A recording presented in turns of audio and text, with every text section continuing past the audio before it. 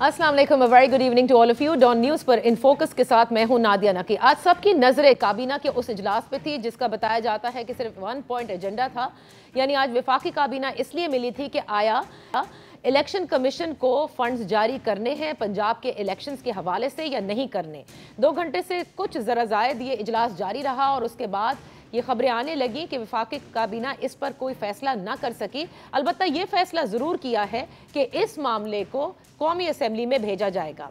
आपको ये भी याद दहानी कराते चला है कि कौमी असम्बली ने सुप्रीम कोर्ट के उस फैसले पर जिसमें 14 मई को पंजाब में इलेक्शंस करवाने हैं उस पर एक करारदाद भी पास की और इस करारदाद के तहत वज़ीर आज़म जनाब शहबाज शरीफ को ये कहा गया कि वो किसी सूरत भी इस फैसले पर अमल दरामद ना करें। लिहाजा आज काबीना ने यही खैर जानी कि इस मामले को भी कौमी असम्बली में ही भेज देते हैं और वजारत ख़जाना से ये कहा गया कि वो पार्लियामेंट से रुजू करें। अब देखना यह है कि कल, क्योंकि इंतहाई अहम तारीख है यानी 10 अप्रैल, और सुप्रीम कोर्ट ऑफ पाकिस्तान ने यह कहा था कि 10 अप्रैल को 21 अरब रुपए जो इलेक्शन कमीशन ऑफ पाकिस्तान को देने हैं वो वफाकी हुकूमत को कहा गया था उसको कि फौरी तौर पर उसका इजरा कर दिया जाए ताकि पंजाब में इलेक्शन। और अब से कुछ रोज़ कबल, मेरे ख्याल से एक दिन कबल ही हमने देखा है कि वफाकी वज़ीर ख़जाना इसाक डार साहब ने भी इसका जिक्र किया था। इनफैक्ट कल के दिन ही उन्होंने जो प्रेस कॉन्फ्रेंस की थी उसमें उन्होंने कहा था कि हमें पाबंद किया गया है। बहरहाल एक तरफ ये मामलात हैं तो दूसरी जानिब आज यानी 9 अप्रैल को इमरान खान साहब की हुकूमत गए या उन्हें बरतरफ हुए 1 साल मुकम्मल हुआ, जिस पर उन्होंने एक वाइट पेपर भी जारी किया है और उस वाइट पेपर में इस पूरे साल के अंदर क्या क्या चीज़ें बद से बदतर होती चली गई, खुसूसन मुआशी इशारिया के हवाले से उन्होंने ये वाइट पेपर जारी किया। और आज उन्होंने एक मरतबा फिर ये ऐलान कर दिया है कि अगर इलेक्शन वक्त पर ना हुए तो वह एक बार फिर सड़कों पर आएंगे। साथ ही उन्होंने तोशा खाना केस का भी जिक्र किया, कहा वो तो बच जाएंगे लेकिन लगता है कि नवाज शरीफ साहब और जरदारी साहब तोशा खाना केस में बुरी तरह से फंस जाएंगे। अब जो मामला है वो सुप्रीम कोर्ट और हुकूमत के दरमियान है और इलेक्शन की जो ताख़ीर है वो ऑन द कार्ड्स नजर आ रही है। आज इसी हवाले से इन फोकस हैं डॉक्टर मुसद्दिक मलिक, वज़ीर बराए पेट्रोलियम, पाकिस्तान मुस्लिम लीग नून के सीनियर रहनुमा। Thank you so much for joining us. Doctor साहब, लगता है कि वज़ीर आज़म को कुर्बान करने के लिए तमाम तरह आप लोगों ने तैयारियां कर ली हैं। मतलब 2 घंटे काबीना का इजलास और उसमें यह फैसला लिया जाए कि इलेक्शंस के लिए फंड्स का इजरा नहीं करना बल्कि इस मामले को भी कौमी असम्बली में लेकर जाना है।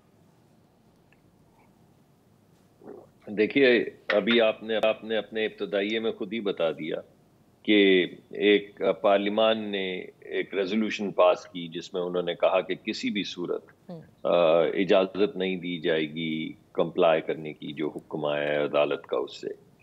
तो जो एग्जीक्यूटिव है वो तो उसी पार्लियामान में से, क्योंकि हमारा पार्लियामानी निज़ाम है, सदारती निज़ाम नहीं है, तो वो पार्लियामेंट की एक एक्सप्रेशन जो है वो एग्जीक्यूटिव में आती है। यानी वो पार्लियामान के मेंबर होते हैं जब जो एग्जीक्यूटिव में आते हैं और वो पार्लियामान का एतमाद लेकर आते हैं और पार्लियामान के फैसले लेकर आते हैं। और जब एक पार्लियामान फैसला कर ले कि उसे जो भी कहा जा रहा है उसने रेजोल्यूशन के ज़रिए अगर एग्जीक्यूटिव को ये डायरेक्शन दी है कि आपने इससे अगर कोई ऐसा फैसला आए तो हमारे पास वापस लेकर आए क्योंकि हम इस पे फैसला करेंगे, तो इसमें कोई मोतरज़ होने वाली बात तो नहीं है अगर वो फैसला पार्लियामान के पास चला जाए। अच्छा, लेकिन ये तो चलिए एक बात रही। अच्छा, एक चीज इसमें ऐड करना चाहेंगे जिस पे तनकीद हो रही है कि पार्लियामान की सुप्रीमेसी, क्योंकि ये एक्सप्रेशन इसी तरह का है ना कि बताया जा रहा है कि देखिए पार्लियामान फैसले करती है, पार्लियामान ही क्योंकि पार्लियामानी निज़ाम है।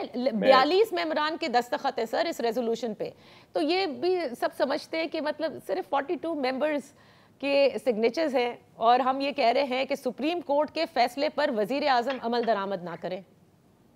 नहीं, आपको यही बात मैं समझाने की कोशिश कर रहा हूँ कि पार्लियामान के लोग तो दस्तखत करते हैं लेकिन गालिबन आप शायद हॉल में मौजूद थी या नहीं मौजूद थी, पार्लियामान ने यूनानिमसली ये करारदाद मंजूर की थी।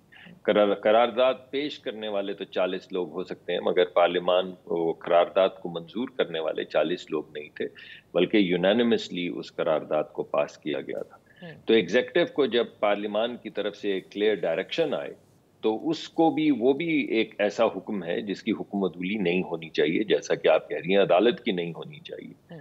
तो जब दोनों फैसलों में टकराव है तो आज फिर ये फैसला किया गया कि ये फैसला पार्लियामान के सामने जो भी अदालत का फैसला है दोबारा रखा जाए और ये देखा जाए कि पार्लियामान क्या डायरेक्शन देती है। مگر پارلیمان تو صرف اس پہ تنقیدی نگاہ نہیں رکھتی. آپ نے اگر صرف پارلیمان کی اگر آپ بات کریں تو جو فیصلہ تحریر کیا سید منصور علی شاہ صاحب نے, اسے آپ کیا کہیں گی؟ یا جو یحییٰ آفریدی صاحب نے کامنٹ دیے پہلے بینچ میں, اسے کیا کہیں گی؟ یا جسٹس امین اللہ نے جو اپنے آپ کو ریکیوز کیا, اسے آپ کیا کہیں گی؟ یا جسٹس مندو خیل نے جو اپنے آپ کو ریکیوز کیا, اس کے بارے میں کیا تبصرہ کریں گی؟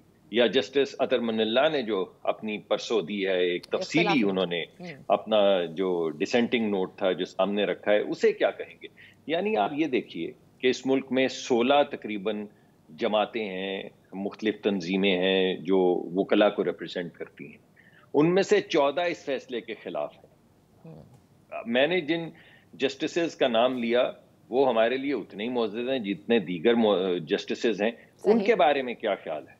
اور پھر ایک 9 کا بینچ جو 7 میں تبدیل ہوا, پھر 7 کا بینچ جو 5 میں تبدیل ہوا, پھر 5 کا بینچ جو 4 میں تبدیل ہوا, پھر 4 کا بینچ جو 3 میں تبدیل ہوا, اس کے بارے میں کیا خیال؟ تو جب آپ یہ تمام چیزیں سامنے رکھیں, بالخصوص جب جو جج ہیں سپریم کورٹ کے معزز جج, وہ لکھ کے دے رہے ہیں کہ یہ فیصلہ 4-3 کا تھا, 3-2 کا نہیں تھا, تو اب 4-3 کا فیصلہ مانے, 3-2 کا فیصلہ مانے, پارلیمان کا فیصلہ مانے, یعنی ان 3 کے بینچ کا فیصلہ مانے, یا اس سے پہلے اس بینچ کا فیصلہ مانے جسے جسٹس فائز عیسیٰ صاحب لیڈ کر رہے تھے, اور انہوں نے کہا تھا کہ 184(3) میں کوئی چیز سنی نہیں جائے. اچھا ڈاکٹر صاحب, کیونکہ یہ معاملے اس حد تک پیچیدہ ہو چکے ہیں, ظاہر ہے اس کا حل تو نکالنا ہے نا. ایک طرف پارلیمان ہے, ایک طرف جوڈیشری کی تقسیم کا ذکر ہے.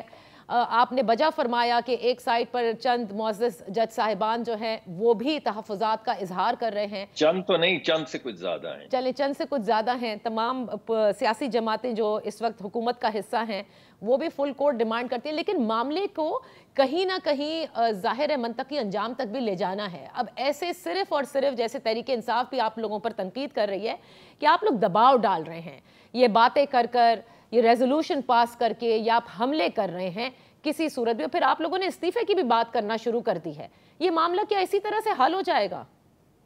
دیکھیے, اگر آپ ایسی بات کریں تو پھر آپ کو یہ بھی کہنا ہوگا کہ مبینہ طور پہ کیا جسٹس قاضی فائز عیسیٰ صاحب عدالت پہ پریشر ڈال رہے ہیں, یا جن جسٹسز کے میں نے نام لیا, اطہر من اللہ صاحب, تمام معزز جج ہیں, مندو خیل صاحب, یا جسٹس امین الدین صاحب, یا یحییٰ آفریدی صاحب, یا منصور علی شاہ صاحب, یہ کیا پریشر ڈال رہے ہیں عدالتوں پہ؟ یعنی کوئی تو حق کی بات کر رہا ہوگا نا.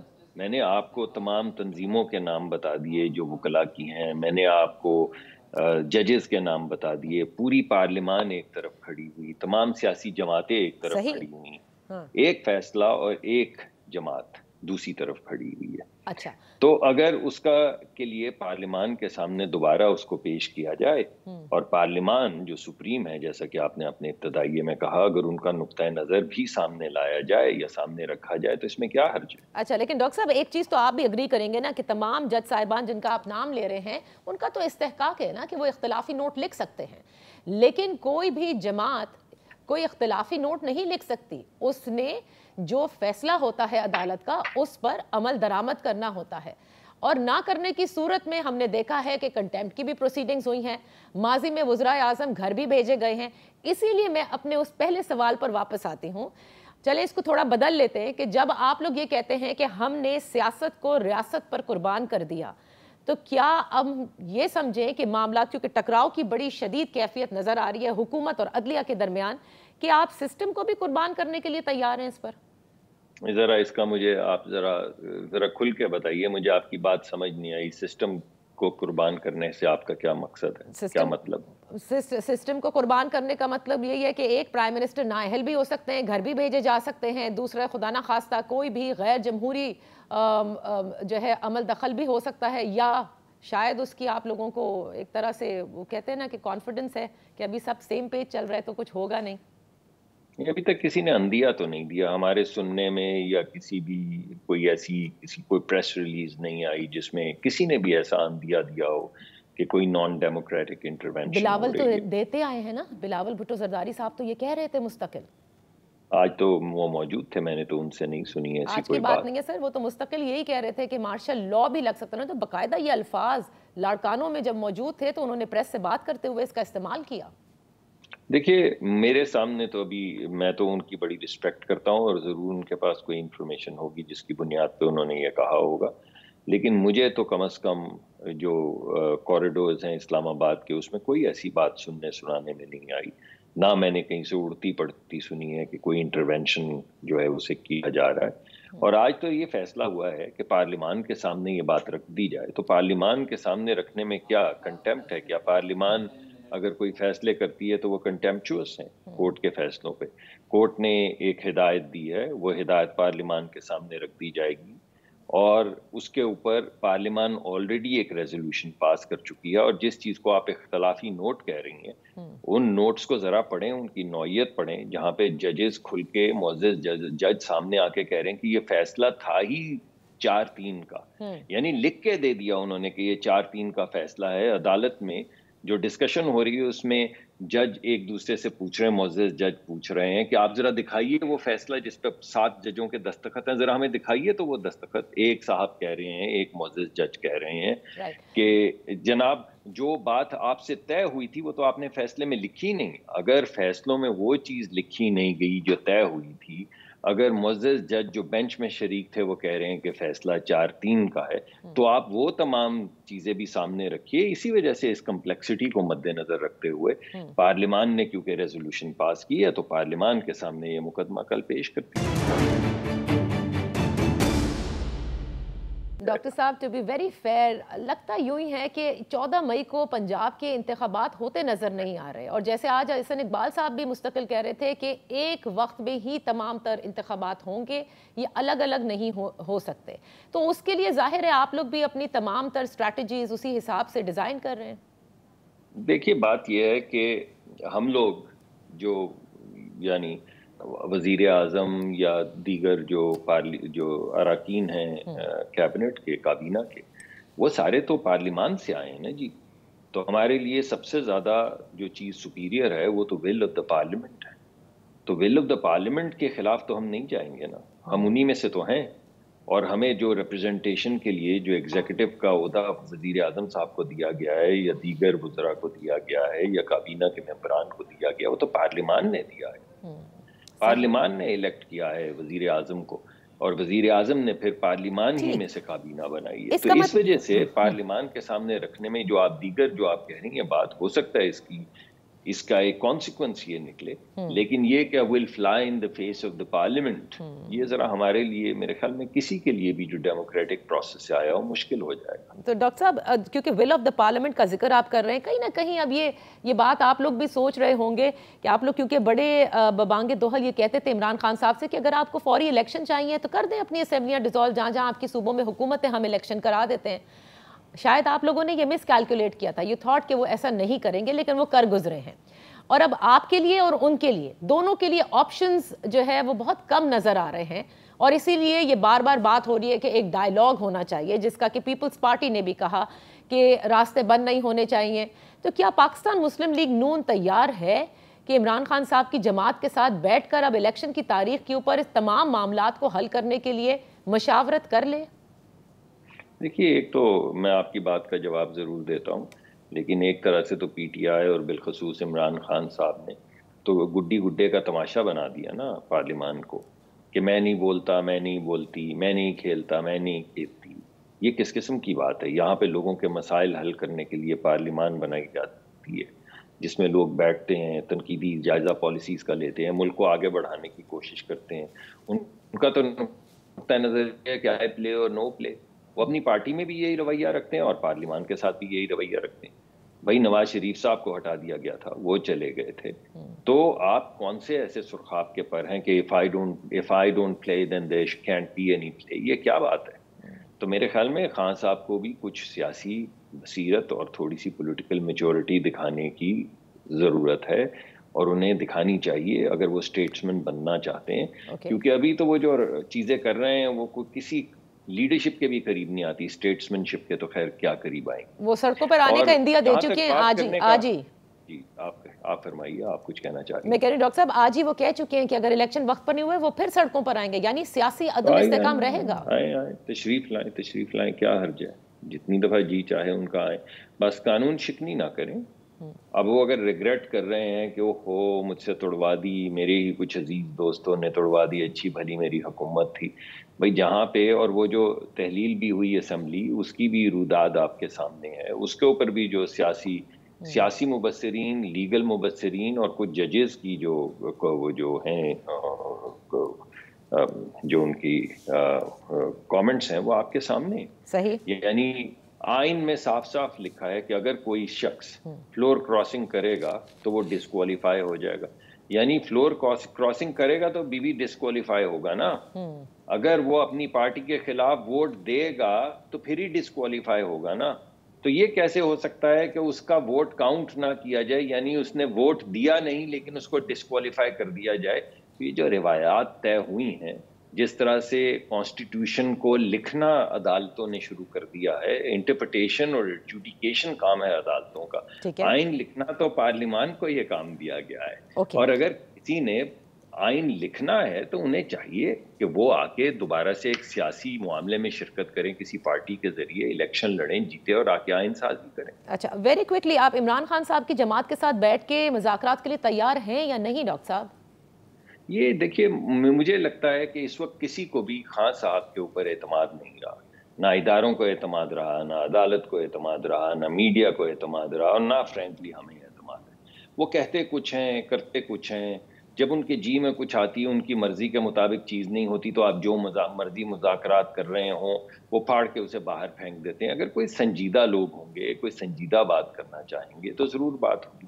لیکن خان صاحب کس طرح سے گارنٹی کریں گے کہ جس طرح پہلے وہ بیچ ملاقات کے باہر نکل آتے تھے, کبھی سائفر نکال کے ہاتھ میں آ جاتے تھے کہ امریکہ نے ہمیں الٹا دیا, کبھی فون اٹھا کے کہہ دیتے تھے کہ فرانس کے صدر کا فون آ گیا, میں نے کہا میں بات نہیں کروں گا, کبھی ایک دوست ملک کو کہہ دیتے تھے بھائی انہوں نے ہمیں منع کر دیا ورنہ ہم تو جا رہے تھے, پھر کہہ دیا کہ او ہو ان کی باتوں میں ہم آگے, ہمیں آ جانا چاہیے تھا. یہ اس طرح گڈی گڈے کا کھیل نہیں ہوتا. اس وجہ سے ان کو چاہیے کہ وہ تھوڑی سنجیدگی دکھائیں. اگر وہ سنجیدگی دکھاتے ہیں اور اعتماد پیدا ہوتا ہے تو بات ہو سکتی ہے, مگر اس وقت کوئی ان پہ اعتماد کرنے کو تیار نہیں. فواد چودھری صاحب نے تو یہ کہا ہے نا کہ وہ چاہتے ہیں کہ تحریک انصاف, اسٹیبلشمنٹ اور حکومت تینوں مل کر بیٹھ کر مذاکرات کریں, کیونکہ یہی ایک کس سے بات کریں نا. دیکھیے کس سے بات کریں, خان صاحب سے, جنہوں نے کیمپین چلا دی. ابھی chief of the army staff مقرر نہیں ہوئے تھے تو ان کے خلاف کیمپین چلا دی اور کہہ رہے تھے کہ ہمیں صرف ایک شخص کے اوپر اعتراض ہے. یعنی یہ کیا ہو رہا ہے کہ آپ جب ہیں وزیر اعظم تو آپ کہتے ہیں میرا استحقاق ہے, میں جس کو مرضی لگاؤں, اور جب ایک آ رہے ہیں چیف, ایک پروسیس کے ذریعے آ رہے ہیں, سینئر موسٹ آدمی آ رہے ہیں, تو آپ نے پہلے سے ان کو ملائن شروع کر دیا. آپ نے شہداء کے خلاف کیمپین شروع کر دی. آپ نے کیا کیا نہیں کیا. اچھا, آپ نے کہا کہ آدھے جرنیل وفادار ہیں تو آدھے کیا ہیں بھائی, اور آدھے بہادر ہیں تو آدھے کیا ہیں بھائی. تو جب اس طرح کی آپ گفتگو کریں گے تو پھر بعد میں آپ پہ اعتماد کرنا مشکل ہو جائے گا, کیونکہ وہ جب بدلتے ہیں, جس کو وہ کہتے ہیں یو ٹرن, اور بڑی وہ اپنی یعنی پراؤڈلی کہتے ہیں کہ سیاست کا محور یو ٹرن ہے. جس شخص کی سیاست کا محور یو ٹرن ہو اس کی بات پہ آپ کیسے اعتماد کریں گے. چلیں ڈاکٹر صاحب, 1 سال کا وائٹ پیپر تو انہوں نے جاری کر دیا عمران خان صاحب نے, بڑی محنت کر کے. ہم بھی کل آ کے آپ کو 1 سال کی کارکردگی پرانی جو میں تو یہی آپ سے پوچھنا چاہ رہی تھی کہ 1 سال گزرنے کے بعد جس میں آپ لوگوں نے یہ حکومت بھی لی, کوئی ایک چیز جو کہ بتا سکیں کہ آپ سیلیبریٹ کر سکیں کہ ہم نے یہ کچھ بہتر کر دیا اس ملک کے لیے, اس قوم کے لیے, تو یہ تو جاننا حق بنتا ہے ملک کی آبادی کو بھی نا. ویسے تو میں نے کل اس کا ذکر پریس کانفرنس میں کرنا تھا, لیکن اب آپ نے سوال پوچھ ہی لیا, تو یہ بتائیے کہ اس ملک میں 10-15 سال سے سرکولر ڈیٹ چل رہا تھا گیس کا, ہم نے ختم کر دیا نا, اور 8 مہینے میں ختم کیا نا. ویل ہیڈ سے نکلنے والی گیس کا سرکولر ڈیٹ 0 ہے. 1700 ارب کا ہو چکا تھا سرکولر ڈیٹ, جو 33% سے بڑھ رہا تھا ہر سال, ہم نے ختم کر دیا. تو اس کا فائدہ کس کو ہوگا. ہم نے ملک میں گیس سیکٹر میں امیر اور غریب کو علیحدہ کر دیا. غریب آدمی اور امیر آدمی جب ایک ہی جتنی گیس اب استعمال کریں تو امیر آدمی کو 2 گنا سے 3 گنا زیادہ پیسے دینے پڑیں گے. بعض بریکٹس میں شاید 300% سے بھی زیادہ دینے پڑیں گے. تو امیروں سے زیادہ پیسے لے کے غریبوں میں تقسیم کر دینا, کیا یہ پہلے کسی کو خیال نہیں آیا کہ اس ملک میں غریب ہیں یا ابھی صرف غریب رہتے ہیں. تو ہم نے سرکولر ڈیٹ زیرو کر دیا, ہم نے امیروں سے زیادہ پیسے لے کے غریبوں میں بانٹ دیے. اب ہم کوشش کر رہے ہیں پیٹرولیم کا ایک ایسا ہی نظام لانے کا جس میں زیرو سبسڈی ہوگی, ایک ڈھیلے کی سبسڈی نہیں ہوگی, ایک ڈھیلے کا بجٹ کے اوپر پریشر نہیں ہوگا. اور وہ اسکیم اپنے فائنل مراحل میں ہے جس میں غریب آدمی امیر آدمی سے 100 روپے کم پیٹرول کے پیسے دے گا. تو یہ پہلے کسی کے خیال میں نہیں آیا, تو یہ سب ایک سال میں ہوا. آپ نے میری پریس کانفرنس بہرحال خراب کر دی آج. اچھا, لیکن ڈاکٹر صاحب اس پر یہ جو آپ کا پورا پلان ہے اس پر تو میں آپ کے ساتھ ایک الگ نشست رکھنا چاہوں گی, کیونکہ اس پر بہت ساری ایسی گفت و شنید ہے جو کہ ہونی ہے, بہت سارے لوگوں کے اعتراضات بھی اس پر ہیں. دیکھیے اس پہ تو بات نہیں کرتا کوئی.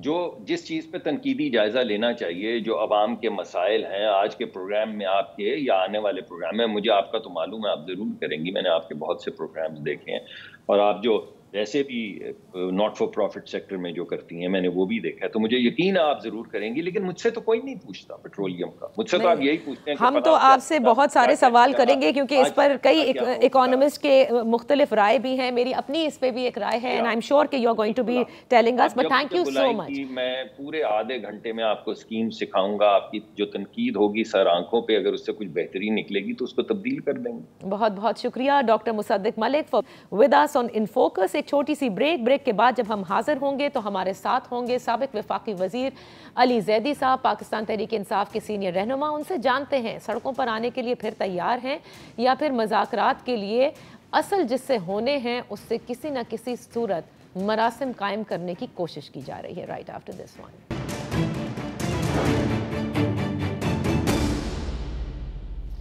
Welcome back. ان فوکس ہیں علی حیدر زیدی, سابق وفاقی وزیر ہیں, پاکستان تحریک انصاف کے سینئر رہنما اور پاکستان تحریک انصاف سندھ کے صدر بھی ہیں. Thank you so much for joining اس.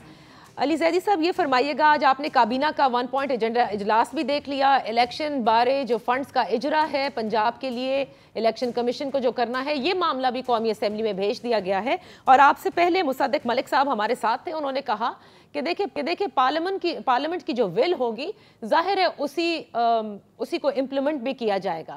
اب یہاں سے تحریک انصاف کے پاس اب کیا رہ جاتا ہے؟ 2 حکومتیں آپ نے گوا دیں, پارلیمنٹ آپ چھوڑ چکے ہیں, الیکشنز آپ چاہتے تھے, آج پورا 1 سال مکمل ہو گیا لیکن الیکشنز بھی نہیں ہو رہے. اچھا, پہلی بات یہ نادیہ کہ میں نے بالکل بھی کیبنٹ کا کوئی اجلاس نہیں دیکھا کیونکہ میں تو کیبنٹ میں نہیں ہوں. پتہ نہیں انہوں نے کیا طے کیا ہے. 1 پوائنٹ ایجنڈا کے بارے میں نے سنا تھا کہ جی وہ ایجنڈا یہ تھا کہ ہم پیسے نہیں دیں گے. Correct me if I am mistaken, یہی تھا نا کہ جی پیسے نہیں دیں گے الیکشن کرانے کے. جی بالکل, یعنی کہ وہ ڈائریکٹلی اب ڈائریکٹ نہیں دیں گے. رائٹ, بولے ہم آپ ہے نہیں, باقی سب چیزوں کے لیے ہیں, الیکشن کرانے کے نہیں ہیں. تو یہ ڈائریکٹلی کنٹیمپٹ آف کورٹ ہوگی کیونکہ ایک کلیئر کٹ ڈیسیشن ہے سپریم کورٹ آف پاکستان کا. میں صرف یہ بتانا چاہتا ہوں آپ کو یہاں پہ اور سب کو یاد دلانا چاہتا ہوں کہ جو بینچ جس نے رات کو 12 بجے کھل کے اور قاسم سوری کی جو ایز اسپیکر ڈیپٹی اسپیکر کے ڈیسیشن پہ رولنگ دی تھی, اس میں یہ تینوں جج حضرات موجود تھے اور ہم نے ایکسیپٹ کیا. ہم نے کہا جی ہم ایکسیپٹ کرتے ہیں کیونکہ سپریم کورٹ کے احکامات کو اگر ایکسیپٹ نہ کریں تو پھر آپ پاکستان میں کریں کیا. اور یہی ہمارا بالکل پرائرٹیز بھی بالکل ٹھیک ہے اور ہمارا ڈائریکشن بھی بالکل ٹھیک ہے. اور یہی یہ لوگ ہیں, آج بھی وہی جج ہے. اور یہ جو لوگ ہیں پی ڈی ایم کے, خاص طور پہ نون لیگ والے, ان کا ایک ہسٹوریکل بیک گراؤنڈ ہے جوڈیشری کو پریشر کرنے کا یا خریدنے کا یا دھمکیاں دینے کا, ایون اٹیک کرنے کا. اب یہ جو آ جائیں گے جی کہہ رہے ہیں کہ جی ہم پارلیمنٹ میں بھیج دیں گے. آپ کو کانسٹیٹیوشن کا آئین ابھی مجھے اس وقت direct off the top of my head یاد نہیں ہے, وہ یہ بھی کہتا ہے کہ سپریم کورٹ کے اوپر تو اٹیک ہی نہیں کر سکتے, پارلیمنٹ میں بھی نہیں کر سکتے. تو مجھے تو اس کی سمجھ میں نہیں آ رہی کہ اگر یہ آئین کو بھی نہیں مانتے, سپریم کورٹ کے احکامات بھی نہیں مانتے, یہ پھر مانتے کیا ہیں؟ مطلب جو ہم کہیں وہ ٹھیک ہے, باقی سب راستے میں جائیں. یہ کیا مانتے ہیں؟ کدھر جائے گا؟ علی زیدی صاحب ایک چیز جو آپ نے 3 رکنی بینچ کا ذکر کیا نا, جس قاسم سوری صاحب کی رولنگ کا ذکر کیا, اس پہ عطا اللہ تارڑ صاحب ہمارے اسی پروگرام میں کہہ چکے ہیں کہ اٹس اے فلوڈ آرگیومنٹ. ایک تو یہ کہ وہ 5 رکنی بینچ تھی, دوسری بات یہ کہ اب کے فیصلے میں آپ دیکھ لیجئے کہ جس حساب سے اختلافی نوٹس آ رہے ہیں اسی سپریم کورٹ کے معزز جج صاحبان کی جانب سے تو اس کی نظیر نہیں ملتی. وہ تقسیم جو ہے وہ نظر آ رہی ہے اور اب تو بہت زیادہ بولڈ انداز کے اندر وہیں کے جج صاحبان اپنے اختلافی نوٹ میں بیان بھی کر رہے ہیں. تو یہ ان کی آرگیومنٹ ہے. فیصلہ آ گیا نا, لیٹس اون اٹ, بس ختم. اس پہ کوئی ڈبیٹ آگے ہونی نہیں چاہیے. ساری یہ ڈبیٹیں, گپ شپ, گفتگو, پوائنٹس آف ویو, یہ سب فیصلے سے پہلے تھے. اب آپ کا سوال یہ تھا کہ اگر یہ سپریم کورٹ کے احکامات کو بھی نہیں مانتے, آئین کو تو نہیں مانتے, تو ہم کیا کریں گے؟ ہمارے پاس پھر چوائس کیا رہ جائے گی کہ ہم واپس احتجاج میں جائیں, واپس روڈوں پہ آئیں, واپس لانگ مارچ کریں, واپس احتجاج کریں. ہم پیسفل پروٹیسٹ تو ہمارا آئینی جمہوری حق ہے, یہ تو آپ ہم سے نہیں لے سکتے. کوشش انہوں نے پھر بھی کی ہے. ہم سب پہ دہشت گردی کے مقدمات ہیں, میرے پہ 3 ہیں, کسی پہ 6 ہیں, کسی پہ 8 ہیں, اور یہ سارے پیسفل پروٹیسٹس کے اوپر ہی ہیں جہاں پہ ہم نے کچھ بھی نہیں کیا. اٹیک بھی ہم پہ ہوا, گولیاں بھی ہم پہ چلیں, پھینٹا بھی ہمیں پڑا, ٹیئر گیس بھی ہم نے کھائی, لاٹھی چارج بھی ہم پہ ہوا, اور FIR بھی ہم پہ کٹ گئی. ہم ایسے کچھ کر نہیں رہے تھے. تو یہ تو نظر آ رہا ہے نا اس وقت. اور دنیا میں اس وقت تماشا مچایا ہوا پاکستان کا, خاص طور پہ آپ دیکھیں نا ویسٹرن ورلڈ سے, ہیومن رائٹس آرگنائزیشن سے, اور خاص طور پہ جو ڈیموکریسیز ہیں, وہ سب کے وہاں کے ممبران, اکثر ممبران, ہر روز 1 یا 2 کا ایک سٹیٹمنٹ آ جاتا ہے کہ پاکستان میں جو گروس ہیومن رائٹس وائلیشن ہو رہی ہیں, اور جو قانون کا اور کانسٹیٹیوشن کے پڑکچے اڑائے جا رہے ہیں, ان سب کے فیور میں باہر والے ملک بیان دے رہے ہیں. انہوں نے تو مذاق اڑایا ہوا ہے ہمارا. آپ سب کے زمانے میں بھی یہ سب کچھ ہوتا تھا. there is nothing that has changed, I'd say. علی, مجھے یہ بتائیے, ہمارے زمانے میں آپ کو کہ 15-80 بہت ہیومن رائٹس وائلیشن ہوئے, لوگوں کو پکڑا گیا, جرنلسٹ کو پکڑا گیا. لیٹس فیس اٹ نا, یہ ہوتا ہے. اچھا, اب میرے سوال کا جواب دیجئے نا. 3 جرنلسٹ کو پکڑا گیا تھا, یہ بڑا کلیئرٹی. نادیہ دیکھو نا پلیز, یہ نہ کرو نا یار, پلیز پلیز. 3 کو پکڑا گیا تھا, جب پتہ چلا امیڈیٹلی ریلیز کا خان صاحب نے حکم دیا. اچھا, اب علی مجھے یہ بتائیے نا, بار بار اب اچھی بات ہے کہ آپ لوگوں کی جانب سے بھی یہ کہا جا رہا ہے کہ مذاکرات ہونے چاہیے, چاہے وہ اسد قیصر صاحب ہوں, فواد چودھری صاحب ہوں, شاہ محمود قریشی صاحب ہوں, کہ بات چیت کرنے کے لیے وہ تیار ہیں. پیپلز پارٹی بھی یہ کہتی ہے کہ ڈائیلاگ کرنا چاہیے. لیکن یہ جو شرط فواد چودھری صاحب نے بھی کہی ہے, شرط تو نہیں کہوں گی, لیکن انہوں نے یہ سجیشن دیا ہے کہ تحریک انصاف اسٹیبلشمنٹ اور حکومت بیٹھ کر کے مذاکرات کرے تو کوئی راستہ نکلا جا سکتا ہے. ابھی بھی آپ لوگ چاہتے ہیں کہ اسٹیبلشمنٹ کے ساتھ بیٹھیں؟ اتنی تو آپ لوگوں کی شکایتیں ہیں. تو 3 باتیں اس میں سے نکلی ہیں. نمبر 1, ہم پہلے دن سے, میں کم از کم آپ کے شو میں بھی, کئی شو میں ہم سب کہہ چکے ہیں پہلے دن سے کہ جی بات چیت کا راستہ پالیٹکس میں کبھی بھی بند نہیں ہوتا. ہم ہر وقت بات چیت کرنے کو تیار ہیں. کس چیز پہ بات چیت کرنی ہے؟ ہم نے کہا تھا الیکشن پہ بات چیت کر لو. ہمیں کیا ضرورت پڑی تھی کورٹس میں جانے کی؟ جب ہم نے استعفیٰ دے دیا نیشنل اسمبلی سے, ہم اسی لیے دیا تھا کہ ہم چاہتے تھے کہ جب بھی دنیا بھر میں ایک کامن پریکٹس ہے کہ جب ووٹ آف کانفیڈنس کوئی لوز کرتا ہے, یا جو کوئی جیت کے آتا ہے ووٹ آف نو کانفیڈنس سے, تو وہ فوراً فریش مینڈیٹ لینے جاتا ہے. ہمیں تو پتا تھا ان کے پاس مینڈیٹ ہے نہیں. اچھا, ان کو بھی پتہ, یہ سمجھتے تھے کہ یہ پتہ نہیں کہاں سے اترے ہیں. وہ جو 9 اپریل کی رات کو ہو گیا, پورا پاکستان باہر نکلا, یہ ڈر گئے. اچھا, ہم تو پہلے دن سے بات چیت کرنے کو تیار ہیں الیکشن کے اوپر کہ فری اینڈ فیئر الیکشن کیسے کراؤ, الیکشن کی ڈیٹ ایک متفق. جہاں تک آپ نے بات کی کہ جی فواد چودھری صاحب نے کہا کہ دیکھیں یہ جو حکومت بیٹھی ہوئی ہے نا ابھی, یہ کوئی 48 گھنٹے شاید نہ رکے اگر اس کے پیچھے سے ہاتھ اٹھ جائے, کیونکہ یہ سارا کام جو کر رہے ہیں, کیونکہ خان صاحب کئی دفعہ کہہ چکے ہیں نیب ان کے کنٹرول میں نہیں تھی. ہمیں پتہ ہے نیب کہاں سے چلتی تھی, مجھے بھی پتہ ہے ایز فیڈرل منسٹر, مجھے پتہ ہے کہاں چلتی تھی, کہاں سے چلتی تھی. بہت سارے ادارے جو ہیں وہ اس ملک میں انفلوئنس ہوتے رہے ہیں, ہو جاتے ہیں, اور کم لوگ ہوتے ہیں جو کھڑے ہوتے ہیں.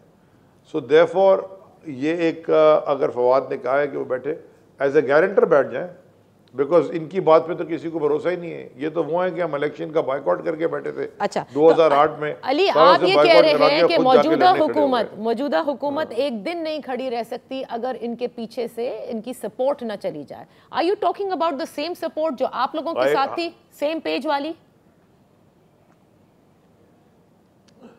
ہماری سپورٹ حکومت میں نہیں, ہماری سپورٹ میں کہتا ہوں بالکل سپورٹ کریں, ملک کے لیے کریں. یہ جو بندوں کو ایبڈکشن ہو رہی ہے, جو لوگوں کو اٹھا کے لے جا رہے ہیں, جو یہ آدھے پاکستان میں ایف آئی آریں کٹی ہوئی ہیں, 6,000 لوگوں کے نام معلوم کی ایف آئی آریں کٹی ہوئی ہیں.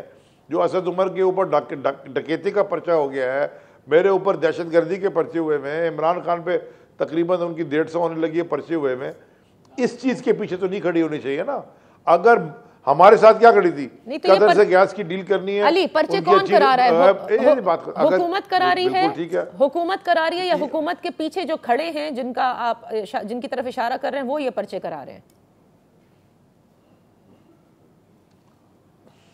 بڑا نادیہ, آپ تو بالکل میرے خیال میں ایسا لگ رہا ہے کہ آپ پہلی دفعہ ٹی وی شو میں بیٹھی ہیں, اور پاکستان بھی شاید آج ہی آئی ہیں, آپ کو تو پتہ ہی نہیں کیا ہو رہا ہے. نہیں, میں کیسے کہہ سکتی ہوں, آپ لوگوں کو زیادہ علم ہے نا, آپ بتا رہے ہیں, آپ کا الزام ہے. میں تو آپ سے کیا کہہ رہا ہوں, میں آپ سے کیا کہہ رہا ہوں, میں آپ سے کہہ رہا ہوں افسوس کا مجھے مقام لگتا ہے کہ ایک انسٹیٹیوشن جس کا پاکستان میں ہر شخص اس کو یہاں اپنے سے اوپر رکھ کے ہمیشہ سے رسپیکٹ کے ساتھ گیا, اس انسٹیٹیوشن کے اوپر اتنی انگلیاں اٹھ رہی ہیں. مجھے بڑا دلی دکھ بھی ہے, افسوس بھی ہے. ہماری ملک کا ایک انسٹیٹیوشن ہے, لیکن میرے خیال میں اس انسٹیٹیوشن کی کوئی سٹیپس ہیں, جو کوئی پوزیشن انہوں نے لی ہوئی ہے جس کی وجہ سے یہ خواہ میں ان کے اوپر پڑ رہا ہے. ان کو اگر وہ سچ مچ میں نیوٹرل ہے, سچ مچ میں نیوٹرل ہو جائے نا, یہ حکومت نہیں رہے گی. اس سے آگے میں نے کلیئرٹی سے آپ کو کہہ دیا.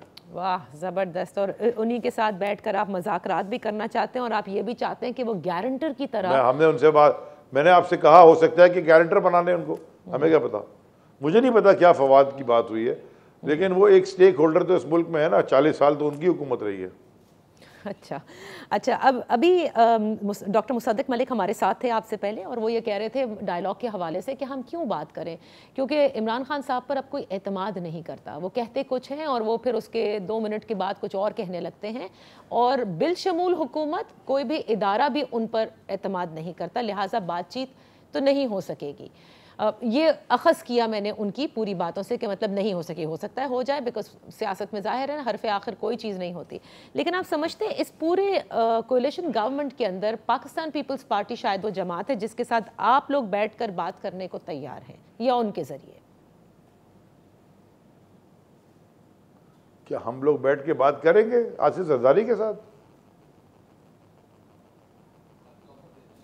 وہ تو پھر آفر دے رہی ہے نا کہ مذاکرات ہونے چاہیے, مذاکرات کا دروازہ بند نہیں ہونا چاہیے. وہ تو مذاکرات الیکشن کی ڈیٹ کے لیے, اور فری اینڈ فیئر الیکشن اور الیکشن کی ڈیٹ کے لیے ہم پہلے دن سے تیار ہیں. اس میں کوئی ایشو ہی نہیں ہے, کوئی پرابلم ہی نہیں ہے. بیٹھیں بات کریں. ایشو یہ ہے ان کی بات پہ بھروسہ کون کرے گا, ان کے ہاتھ میں ہے کیا. یعنی کہ آپ انٹرنیشنلی آپ سائیڈ لائن ہو گئے, لوکلی آپ سائیڈ لائن ہو گئے. ہمارے لوگ جب اریسٹ ہوتے ہیں, جیلوں میں جاتے ہیں, وہ پولیس والے بھی ہمیں کہتے ہیں, ہم جاتے ہیں ان سے ملنے یا چھڑوانے, وہ بھی ہمیں کہتے ہیں کہ سر خدا کے واسطے جلدی ہماری جان چھڑائیں, ہم بھی پریشان ہیں. It's unbelievable what this country is going through. یہ ساری دنیا کو نظر آ رہا ہے. I'm sure آپ کو بھی نادیہ نظر آ رہا ہوگا کہ اس ملک میں جو پچھلے 11 مہینے میں یا 1 سال میں ہوا ہے, وہ پاکستان کی ڈکٹیٹرشپس میں بھی یہ کام شاید نہ ہو جو ابھی ہو رہا ہے. اچھا علی, لاسٹ 1 منٹ رہتا ہے, بیلوں کے باوجود اریسٹ ہو رہے ہیں, last 1 minute, I just need to ask you one thing کہ اس وقت حکومت میں جتنی سیاسی جماعتیں ہیں, مختلف بار کاؤنسل ہیں, وہ ڈیمانڈ کر رہی ہیں کہ فل کورٹ تشکیل دیا جائے تاکہ تمام تر جو سٹیک ہولڈرز ہیں ان کو فیصلہ جو ہے وہ قبول ہو. اگر فل کورٹ تشکیل ہوتا ہے, تحریک انصاف کو کوئی اعتراض ہوگا؟ میرے خیال میں تو فیصلہ آ چکا ہے, اور یہ اس میں میرا اور آپ کا کہنا نہیں, جو پاکستان کا جو chief justice of supreme court of Pakistan ہے, ان کا فیصلہ, انہوں نے فیصلہ کر لیا. پہلے تو 5 کا بھرا تھا, وہ خود ہی نہیں بیٹھ سکے. میں آپ کو ایک میرے خیال میں آپ کل کے شو میں ایک جج کا میں آپ کو نام دیتا ہوں, ریٹائرڈ جج ہیں, وہ کل میری ان سے بات ہو رہی تھی, آپ ان کو لے لیں, وہ آپ کو ایگزیکٹلی سمجھا دیں گے کہ وہ ڈرامہ ہے کیا. یہ سر یہی تو بات ہے کہ اس پورے انسٹیٹیوشن میں اتنا ڈویژن ہے کہ اب بات یہاں تک آ گئی ہے, میرا جج تیرا جج, میرا جج فیکٹس پہ بات کر لینا آپ. صحیح, thank you so much Ali for being with us on in focus. یہاں سے بریک لیتے ہیں, بریک سے واپس حاضر ہوں گے تو امیر عباس ہمارے ساتھ ہوں گے, ذرا تجزیہ کروائیں گے کہ معاملات کہاں تک جا رہے ہیں. کیا واقعی جیسے علی نے کہا ہے کہ سیم پیج والی سٹوری ہے, سپورٹ ہے تبھی یہ حکومت کھڑی ہے, جس دن یہ سپورٹ بھی چلی گئی یہ ان کا بھی دڑن تختہ ہو سکتا ہے. Right after this one.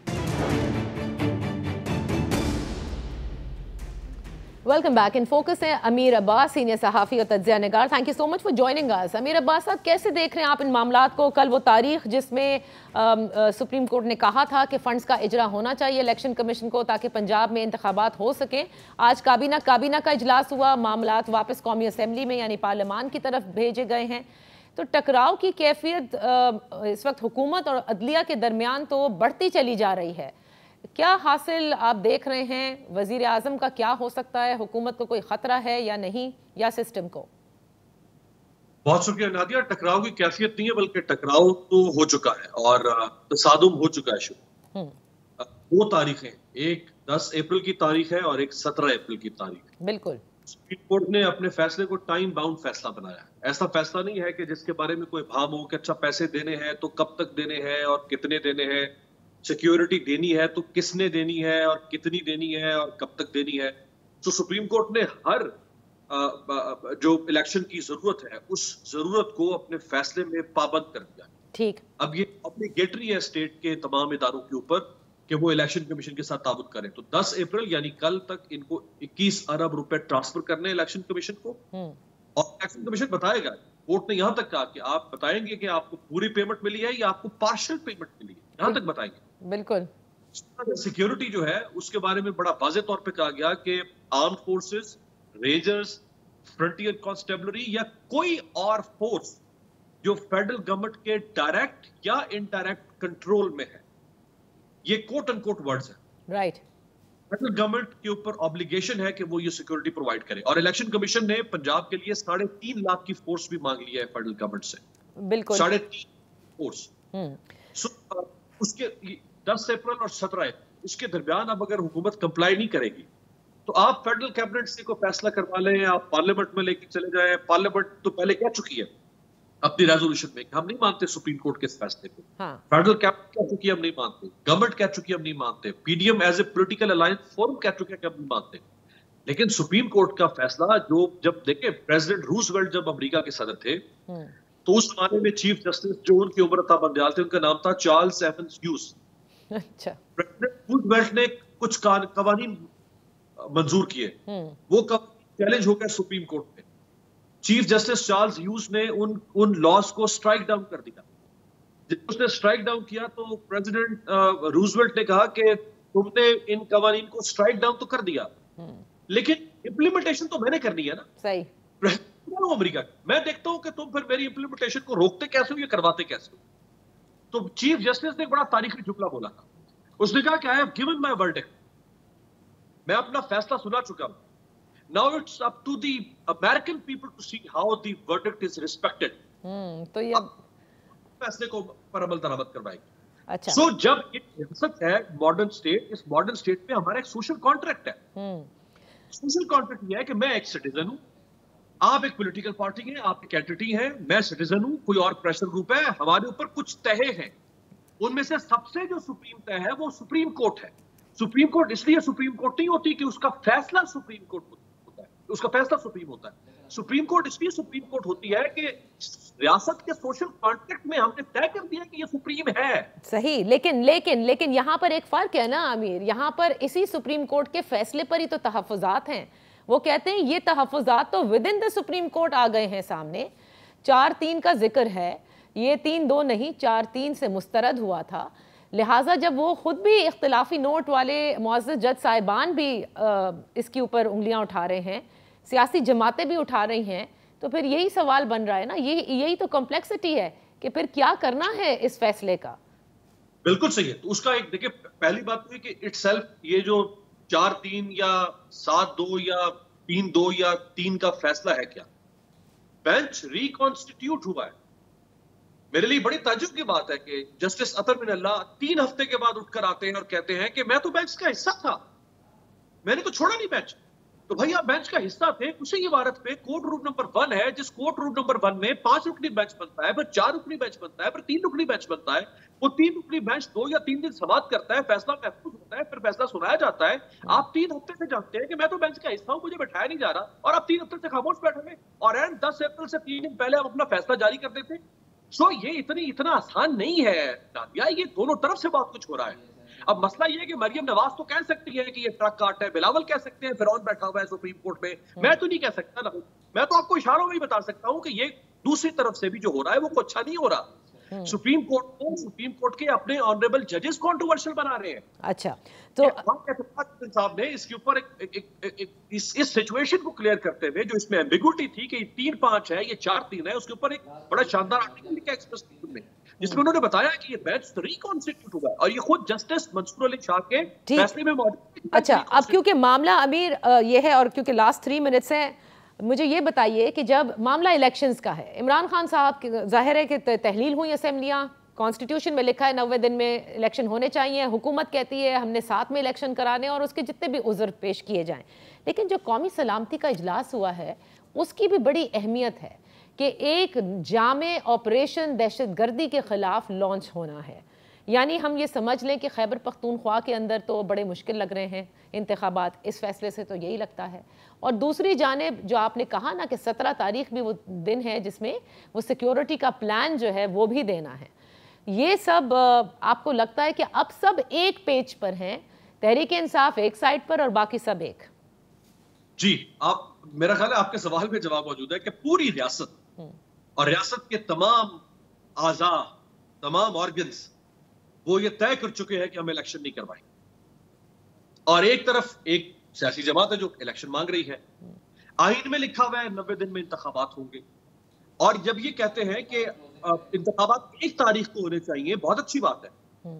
اگر 1 ہی تاریخ کو ہونے ہیں تو پھر جن 2 صوبوں میں اسمبلیاں نہیں ہیں, منتخب ایوان نہیں ہے, ان 2 صوبوں کے عوام کو آپ 7 مہینے تک نمائندگی کے بغیر رکھنا چاہتے ہیں, تو آپ 2 مہینے پہلے اسمبلی کیوں نہیں توڑ سکتے بھائی؟ نہیں, لیکن یہ سوال تھا نا کہ نمائندگی موجود تھی, وہ کیوں توڑ دی گئی, کس کے کہنے پر توڑی گئی, یہ بھی تو ایک سوال بنتا ہے. تو اس سوال کا جواب آئی نا, دنیا کی کسی بھی پارلیمنٹ میں بورس جانسن نے اسمبلی توڑی بھائی, جس کو مدر آف ڈیموکریسی کہتے ہیں. ہر 1.5 سال کے بعد جاپان میں اسمبلی ٹوٹ رہی ہے, ہر 1.5 سال کے بعد. جو G20 کا ملک ہے, چیف ایگزیکٹو کے پاس پارلیمنٹری ڈیموکریسی کے اندر چیف ایگزیکٹو کے پاس اسمبلی ڈسالو کرنے کا انکنڈیشنل پروگیٹو ہے. یہ پروگیٹو 18ویں ترمیم میں نکال دیتے. ٹھیک ہے, تو تحریک انصاف کے پاس اب کیا چانس ہے؟ لاسٹ 40 سیکنڈز امیر, وہ کیا کر سکتے ہیں؟ میرا خیال ہے ان کو پیسفل رہنا چاہیے عمران خان صاحب کو, ان کو اپنے کنڈکٹ کو ڈیفرینشیٹ رکھنا چاہیے. حکومت جو کچھ کر رہی ہے لوگوں کو نظر آ رہا ہے کہ یہ کانسٹیٹیوشن ڈیموکریسی کو وائلیٹ کرنا چاہتے ہیں. یہ صرف اپنی شکست کو دیکھتے ہوئے الیکشن سے فرار اختیار کر رہے ہیں, اور یہ کبھی سیکیورٹی کا ہمالیہ کھڑا کر رہے ہیں, کبھی یہ بجٹ سے بھاگنا چاہتے ہیں. آج رپورٹ آئی ہے کہ 1 ارب 31 پیسفل رہنا چاہیے ہے, آپ یہ کہہ رہے ہیں. Thank you so much. Unfortunately وقت ختم ہوا, but thank you for all your comments. اسی کے ساتھ اجازت دیجیے, انشاءاللہ نیکسٹ ویک پھر آپ کی خدمت میں حاضر ہوں گے. اپنا خیال رکھیے گا. اللہ حافظ.